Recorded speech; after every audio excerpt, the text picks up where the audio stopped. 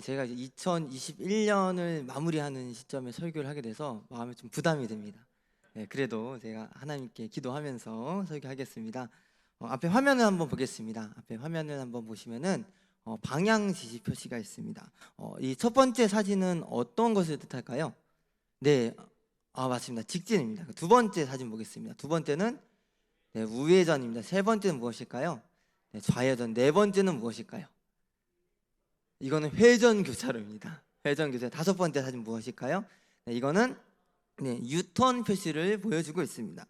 제가 이 지시 방향표 사진을 보여드린 이유는 오늘 설교 말씀과 깊이 연관이 있기 때문입니다. 우리는 이 지시 방향 표시에 따라 어느 곳을 가야 되는지, 그리고 우리의 인생길이 어디로 가고 있는지를 짐작할 수 있습니다. 우리가 어떤 방향으로 가느냐에 따라서 그 선택지가 달라지게 됩니다. 제가 방향을 좀 잘 못 봅니다. 그래서 좀 길치가 있어가지고 이게 지도를 보면 우회전을 해야 되는데 좌회전 할 때가 있습니다. 그런 경우가 있어요. 그래서 뺑뺑뺑 돌 때가 있는데, 그런 것처럼 우리가 어느 곳을 가느냐에 따라서 우리의 인생과 우리의 모든 신앙의 방향이 달라질 수도 있습니다. 오늘 말씀은 인생의 큰 전환점을 맞이하는 한 인물을 보여주고 있습니다. 바로 사울입니다. 오늘 말씀은 사도행전에서 가장 비중 있는 본문으로 볼 수 있습니다. 그리고 바울이 회심을 하게 되는데 이 회심 전 이름은 사울입니다. 사울은 당시 유대인 중에 유대인으로서 그리스도인들을 앞장서서 핍박하고 박해하였던 대표적인 인물이었습니다. 오늘 말씀 1절과 2절, 이 9절 말씀에서 나타나는 사울의 상황을 묘사하고 있습니다. 사울이 주의 제자들에 대하여 여전히 위협과 살기가 등등하여 대제사장에 가서 다메섹 여러 회당에 가져갈 공문을 청하니, 이는 만일 그 도를 따르는 사람을 만나면 남녀를 막론하고 결박하여 예루살렘으로 잡아오려 함이라 라고 말씀했습니다. 사울이 이 등장하는 이 상황의 묘사가 엄청납니다. 사울은 주의 제자들에 대하여 위협과 살기가 등등하여 대제사장에 갑니다. 그는 스데반의 죽음 앞에 있었습니다. 그는 전에 스데반의 죽음을 마땅히 여겼다고 본문에서 이야기해 줬었습니다. 스데반이 죽을 때 참된 믿음을 가진 자들, 주의 제자들에게 폭력을 행하였습니다. 오늘 말씀에서 스데반은 그 도를 따르는 사람을 결박하기 위해 사울은 다메섹 회당으로 갑니다. 근데 여기서 주목되는 점은 그 다메섹 회당이 한 곳이 아니라는 것입니다. 여러 회당이라고 합니다. 여러 회당이라고 합니다. 다메섹에 있는 여러 회당, 앞장서서 그가 다니면서 그리스도인을 핍박합니다. 초대 교회 시대는 지금과 달라서 핸드폰이나 컴퓨터가 없었습니다. 그래서 직접 공문이나 이런 거를 서신을 방문해서 전해야 됐습니다. 이와 같은 수고를 하여 사울은 여러 회당에 공문을 전하려 합니다. 바로 그 도를 따르는 사람을 만나면 남녀를 막론하고 결박하여 예루살렘으로 잡아오라고 합니다. 사울의 이와 같은 기세는 엄청났습니다. 그리고 사울이 이런 기세를 갖고 한 곳으로 갑니다. 다메섹으로 이동을 합니다. 다메섹으로 이동하던 중 사울은 일생의 땡에 한 번도 경험하지 못한 놀라운 광경을 눈앞에서 보게 됩니다. 다 같이 사도행전 9장 3절 말씀을 봉독하겠습니다. 사울이 길을 가다가 다메섹에 가까이 이르더니 호련히 하늘로부터 빛이 그를 둘러 비추는지라. 아멘. 사울이 다메섹을 가던 중 길에서 찬란한 빛이 자신을 감싸는 것을 목격합니다. 그 빛은 사울의 인생을 새롭게 조명하고 새로운 방향으로 돌이키도록 만드는 아주 영광스러운 빛이었습니다. 여기 계신 성도님들께서 길을 가던 중에 하늘로부터 엄청난 스포트라이트가 자신에게 비춘다면 어떠실 것 같습니까? 특히 중대한 결정을 앞두고 이동하던 중에 그런 빛을 받으면 남다르게 느낄 것입니다. 요즘 이제 2022년 우리 대학 입시가 끝나고 대학 원서를 접수하기 위해 고3들이 또 재수생들이 보고 있습니다. 그래서 입시 시험을 보려고 원서를 다음 주부터 넣기 시작합니다. 근데 이 학생들이 대학을 준비하면서 내가 원서를 넣으려고 넣고 이제 시험을 보러 가다가 갑자기 하늘에서 빛이 떨어져도 그 대학이 아니다 라고 하면 그 학생 입장에서는 이게 지금 무슨 일인가, 내가 지금 이 대학을 가야 되나 말아야 되나 해가지고 엄청난 경험을 할 겁니다. 그리고 너는 서울대라 가라 하면은 이게 주님의 음성이구나 하고 서울대로 집어넣을 겁니다. 이런 일은 거의 없습니다. 그런데 아마 이런 일이 우리에게 나타나면 우리가 굉장하게 특별히 받아들일 겁니다. 근데 마찬가지로 사울은 그리스도 핍박, 그리스도인은 핍박, 주의 제자들을 박해한다는 그 사명을 갖고 가고 있었습니다. 특별한 목적을 갖고 다메섹 회당으로 가고 있었습니다. 근데 그때 그가 경험한 하늘의 빛은 남달랐습니다. 내가 가고자 하는 방향과 다른 것, 내가 가고 싶은 인생의 방향과 다른 그 의미가 담긴 빛이 왔었습니다. 그 찬란한 빛 속에서 사울은 생각지 못한 음성을 듣습니다. 사울아, 사울아, 내가 어찌하여 나를 박해하느냐. 이 음성이 사울에게 들렸습니다. 사울은 박해자이자 핍박자이자 그는 내가 어찌하여 나를 박해하느냐, 이 음성을 하늘로부터 들었습니다. 이 질문은 사울의 정체성을 뒤흔드는 질문이었습니다. 그가 가고자 했던 방향을 뒤흔드는 엄청난 사건의 질문이었습니다. 사울이 지금까지 살아온 이유, 자신이 판단하고 옳다고 생각한 이 모든 것을 뒤흔드는 질문이었습니다. 성도님들에게 자신의 정체성을 흔드는 인생의 질문은 무엇이 있습니까? 나에게는 어떤 인생의 질문이 있습니까? 팀 켈러 목사님의 인생 질문이라는 책이 있습니다. 그 책에는 이러한 질문이 있습니다. 첫 번째는 신이신 예수가 인간의 슬픔을 알겠는가? 두 번째는 교양 있고 괜찮은 사람이 나에게 굳이 대언자가 필요한가? 세 번째는 왜 신이 죽어야만 했는가? 이런 인생의 질문들이 목사님에게 찾아왔습니다. 그리고 이 질문은 우리가 그리스도인으로서, 신앙인으로서, 또 회심하기 전에 있었던 사람으로서 동시에 전해지고 있는 인생의 질문들입니다. 하나님과의 관계 속에서 모든 사람들이 인생에 던질 수 있는 본질적인 질문입니다. 그러한 질문이 사울에게 던져집니다. 사울아, 사울아, 내가 어찌하여 나를 박해하느냐. 이 질문은 사울이 스스로 던진 질문은 아니었지만 자신의 정체성을 변화시키는 심적 변화가 발생합니다. 사울은 이 질문에 되묻고 그리고 이렇게 예수님께서 말씀하십니다. 다 같이 9장 5절 말씀을 봉독하겠습니다. 대답하되 주여 누구시니까? 이르시되 나는 내가 박해하는 예수라. 주여 누구시니까? 주여 누구시니까? 기세등등하던 그 사울이 다메섹으로 가던 길, 거기서 들렸던 음성을 듣고 알았습니다. 주님, 주여 누구시니까? 이 질문에 대해서 예수님께서 말씀하십니다. 나는 내가 박해하는 예수라. 나는 내가 박해하는 예수라. 이 대답을 바꿔서 사울의 입장에서 들으면 이렇게 될 겁니다. 너는 나 예수를 박해한 사울이라. 이렇게 들릴 것입니다. 너는 나 예수를 박해한 사울이라. 사울은 예수님의 음성을 듣습니다. 사울이 처음 들은 이 예수님의 음성은 사울을 박해자라고 말씀하십니다. 우리는 주님에게 있어서 어떤 사람입니까? 예수님께서 울어보실 때 어떤 수식어를 붙여주실까요? 박해자, 핍박자, 불순종한 자, 교만한 자. 우리는 내 인생을 보고 내 스스로에게 질문을 던져야 됩니다. 예수님께서는 나에게 어떤 질문을 던지실까? 나를 어떻게 말씀하실까? 이런 질문은 우리는 지금 10점에서 던져보셔야 됩니다. 이 상황에서 주변에 있던 자들은 그 소리만 듣고 아무도 보지 못하고 말을 못하고 서 있었습니다. 사도행전 9장 9절에서 사울에 대해서 이렇게 묘사합니다. 사흘 동안 보지 못하고 먹지도 마시지도 아니하니라. 사울은 눈이 멀어서 사흘 동안 보지 못하고 먹지도 마시지도 못합니다. 3일이라는 시간 동안 그는 죽었다고 생각하였을 겁니다. 마치 예수님께서 십자가에 돌아가시고 3일 동안 무덤에 계시다가 3일 후 부활하신 것처럼 그 3일이라는 기간이 사울에게는 엄청나게 새롭게 와닿았습니다. 내가 보지 못한 이유, 내가 왜 이럴까? 나는 무엇이 잘못되었는가? 나는 왜 보지 못하고 그리고 그런 음성을 들었는가? 이런 상황에 빠졌습니다. 이것이 바로 우리에게 주어진 영적 무지입니다.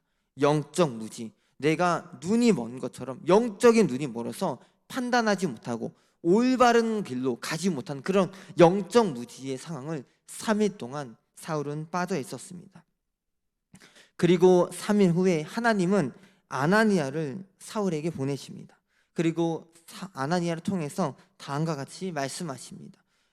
주께서 이르시되 가라, 이 사람은 내 이름을 이방인과 임금들과 이스라엘 자손들에게 전하기 위하여 택한 나의 그릇이라. 그가 내 이름을 위하여 얼마나 고난을 받아야 할 것을 내가 그에게 보이리라 하시니, 사울에게 주었던 그 말씀, 택한 나의 그릇이다. 그는 박해자였고 핍박자였습니다. 그런데 사흘 후에 예수님께서 아나니아를 통해 사울에게 말씀하신 것은 그는 택한 나의 그릇이다 라고 말씀하십니다. 사흘 후에 사울은 새로운 사람이 됩니다. 사울은 복음 전파자로서 하나님께 택한 그릇이 됩니다. 그는 평생 동안 복음을 위해 헌신한 자로 변하게 됩니다.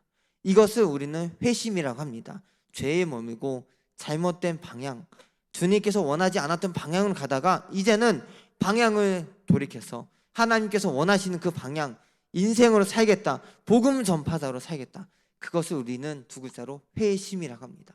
우리 모든 그리스도인은 회심을 해야 됩니다. 그 회심의 은혜는 내가 혼자 살 수 있는 것이 아닙니다. 하나님께서 주시는 전적인 은혜가 있어야 됩니다. 그래서 이런 회심을 은혜를 누린 자에게 주어진 하나님의 은혜가 세 가지가 있습니다. 첫 번째는 구원의 은혜입니다. 구원의 은혜는 방향 전환입니다. 이제는 죄로부터 향하던 자가 하나님께로 돌아가는 것입니다. 죄와 영적인 무지로부터의 구원입니다. 죄와 예수 그리스도를 알지 못하는 영적 무지로부터의 구원입니다. 그것이 회심의 의미입니다. 우리 다 같이 로마서 8장 1절에서 2절 말씀을 봉독하겠습니다.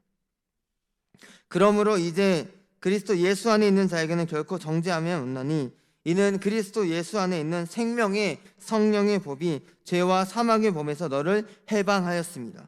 사울은 예수 그리스도를 만남으로써 진정한 구원의 은혜를 경험합니다. 이제는 죄와 사망의 법에서 생명의 성령의 법으로 거듭났다고 합니다. 새로운 인생을 맞이하게 됩니다. 우리는 죄에 속했던 자이지만 새로운 인생을 살고 하나님 앞에서 구원받은 은혜가 있습니다. 두 번째는 회복의 은혜입니다. 사울은 예수 그리스도를 만나기 전 자신의 모습에 대해 디모데전서 1장 12절 13절에서 이렇게 말씀합니다.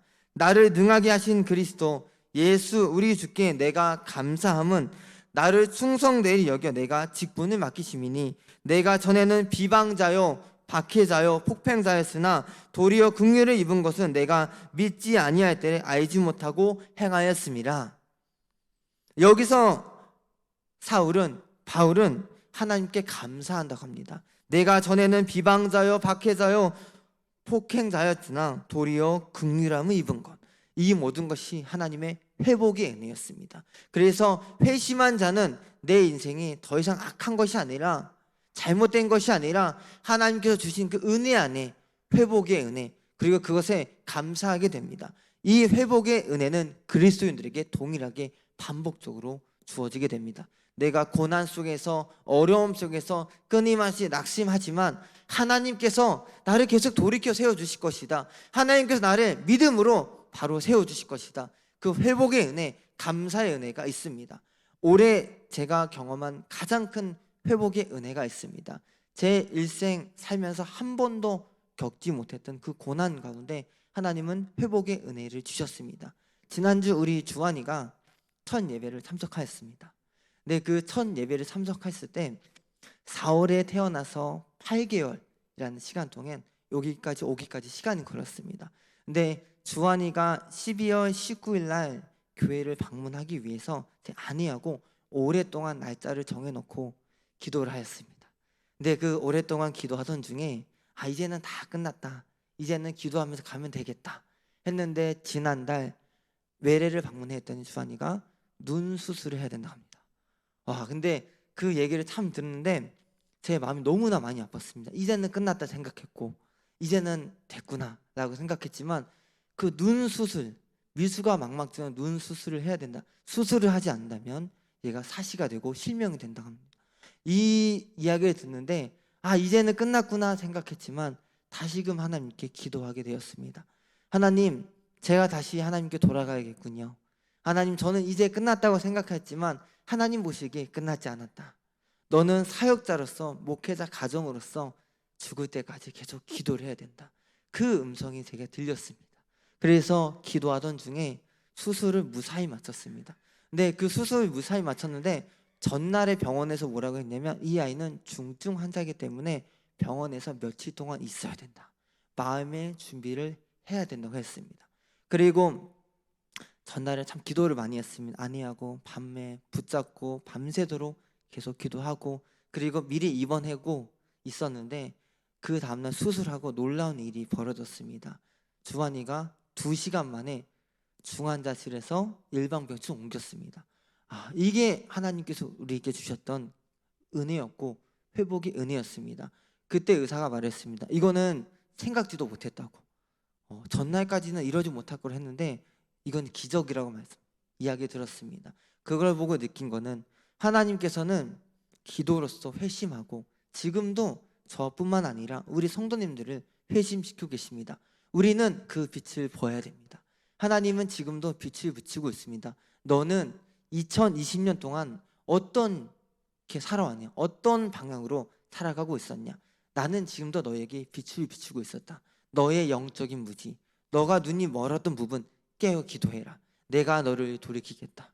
하나님께서는 사역자인 저를 돌이켜 세우셨습니다. 그리고 그동안 많은 어려움이 있었지만 기도로서 또 우리 성도님들이 함께 기도하고 중보기도 하자 우리 안에서 감사와 회복의 역사가 일어나는 거구나.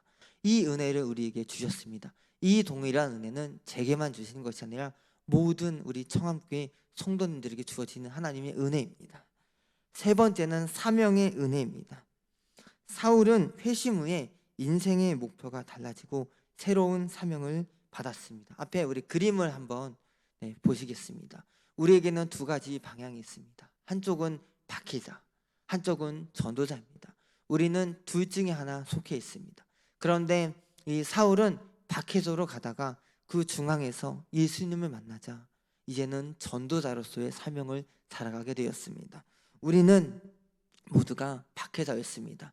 예수님을 알지 못하고 세상에서는 예수님을 모른다, 나는 그렇게 살지 않을 거다, 나에게 믿음을 강요하지 말라 라고 살았다면 모두가 예수님을 박해하던 자였습니다. 그러나 이제 우리가 이 시점에 2021년 회심하여 2022년을 준비하면 우리에게 하나님께서 주시는 것은 전도자로서의 사명입니다. 제게도 주신 것, 너가 사역자로서 영혼을 사랑하라. 우리 맡겨진 그 아이들에게 하나님에 대한 믿음을 줘라. 우리 아이들 무너지고 있고 가정이 무너지고 있지만 그 안에 복음의 메시지를 줘라. 이 진리의 메시지를 우리에게도 동일하게 주고 있습니다. 이제 끝나고 가정으로 돌아가면 우리가 그 다음 만날 때는 송구 영신 예배, 그리고 2022년 만나게 됩니다. 그 만남의 자리에 우리 아이들과 함께 오셨으면 좋겠습니다. 그 만남의 자리에서 우리 아이들에게 하나님께서 사울에게 주셨던 그 빛을 내려주실 겁니다. 우리가 그 음성을 듣고 변화되어서 내년에는 하나님께서 원하시고 하나님께서 바라시는 그 전도자로서 사명을 감당하는 우리 청암교회 성도님들 되시기를 간절히 소망합니다. 기도하겠습니다. 사랑과 은혜가 많으신 하나님 아버지, 다메섹으로 가는 사울에게 하나님께서 빛을 내려주셔서 사울아 사울아 네가 왜 나를 박해하느냐, 이 음성을 들려주셨습니다. 주님, 우리가 잘못된 방향, 죄악된 방향으로 간 것이 아니라 하나님의 구원의 은혜와 회복의 은혜, 사명의 은혜를 경험하면 참된 방향으로 갈 수 있도록 우리를 세워 주시옵소서. 우리의 방향은 전환을 시켜 주시옵소서. 우리의 인생의 주인이 세상의 것이 아니라 예수 그리스도의 십자가의 복음이 될 수 있도록 주님께서 우리와 함께해 주시옵소서. 우리 마음속에 주님만이, 오직 예수 그리스도만이, 삼위일체 하나님만이 우리의 주인 되심을 고백할 수 있는 우리 청암교회 성도님 될 수 있도록 그 믿음을 붙잡아 주시옵소서. 예수님의 이름으로 기도드립니다. 아멘.